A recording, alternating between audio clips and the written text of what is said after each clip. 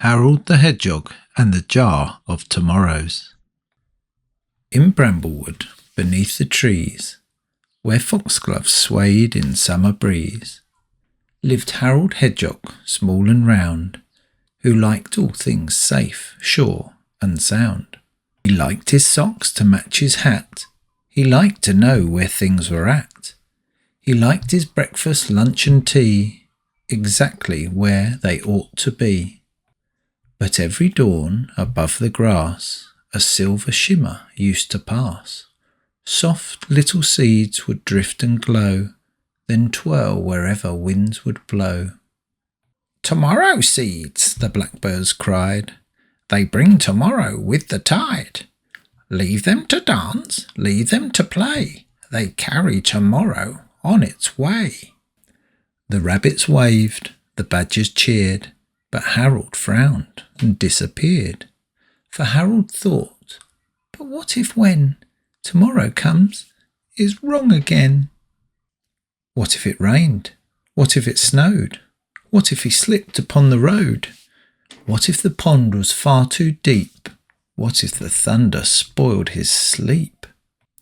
One morning, by his garden gate, a silver seed began to wait. It bobbed and blinked beside a jar. It seemed so bright, so near, so far. Harold looked left, Harold looked right, then popped the seed inside, held tight. "I'll keep this one," he whispered low, "just till I'm ready, then I'll let it go." The jar lit up with the silver light. It hummed and glimmered soft and bright. And when the next day should have come, the sky stayed still, the clouds were numb.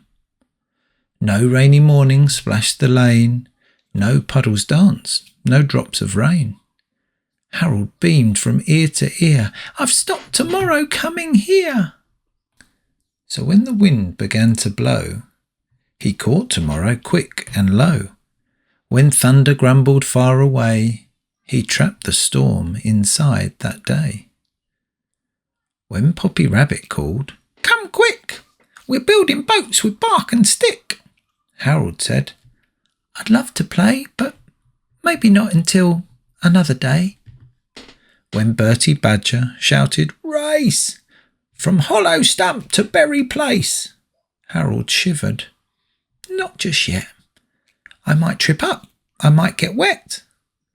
The jars stacked up beside his bed, on shelves above his prickly head.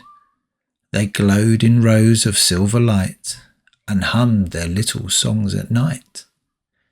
"Just one more tomorrow," Harold would say. "I'll let the others come another day." Then came the news through Bramblewood. The Fire Festival, how good! Tomorrow night, when stars appear, we'll light the leaves and sing and cheer. Poppy bounced beside his door. "We need your lantern dance once more. You twirl so well, you know the tune. Please come and practice this afternoon." But Harold's tummy gave a twist. His little paws became a fist. "A dance," he squeaked, "with everyone there? With all those eyes, I wouldn't dare." So when the seed for festival night floated past in silver light, Harold caught it in his paws and tucked it safely indoors. But after that, the wood grew strange. The seasons seemed to never change. The buds stayed shut, the streams ran slow, the waiting ducks forgot to grow. A birthday cake stayed halfway made, the picnic rug stayed never laid. The fireflies sat with lamps unlit, the moon looked bored and tired of it. Poppy came and tapped the glass. "Harold, let tomorrow pass. You haven't only trapped your fear, you've trapped the good things too, my dear." Harold stared at every jar, at every tiny silver star, and there, inside their shining glow, were all the things he didn't know. A sunny hill, a brand new song, a race where nothing went too wrong, a cake with candles warm and bright, a sky of fireflies in the night. I only meant to stop the bad, said Harold, feeling small and sad. But every day I kept away has taken something good from today. Just then a wind began to roar. It rattled roof and shook the door. The shelves went wobble, slip and sway. The jars began to roll away. Crash went one, then crash went two, then silver filled the burrow through. The tomorrows burst into the air. They swirled around Harold everywhere. They spun like stars, they streamed like rain. They rushed towards the world again. Harold leapt to catch them fast, but then he stopped and watched them pass. He opened up his paws instead and let them glitter overhead. No more tomorrows locked away. I think I'll try to meet today. The silver seeds flew through the trees, past sleepy nests and waking bees. They brushed the buds, they kissed the stream. They woke the wood from its sleepy dream. And when the morning stretched awake, there stood a birthday berry cake. The ducklings tumbled from their nest. The sun wore gold upon its chest.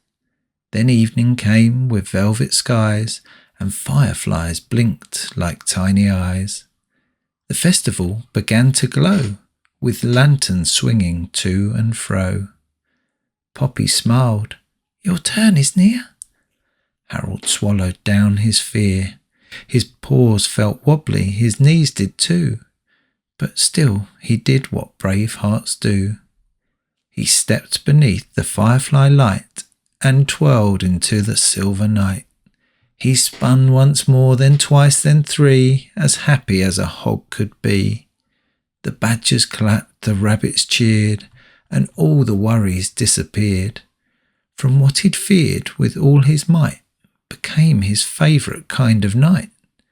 From then on, when the dawn was new, and silver seeds came floating through, Harold watched them drift and sway, and smiled to see them on their way. He bottled the worries, he'd bottled the fun, he'd bottled adventures not yet begun. But life isn't something to store on a shelf. It's a journey that's waiting to happen itself. Some tomorrows are stormy, said Harold. That's true.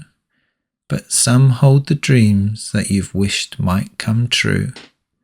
Then he smiled as the fireflies danced through the night air and followed tomorrow wherever it dared. The end.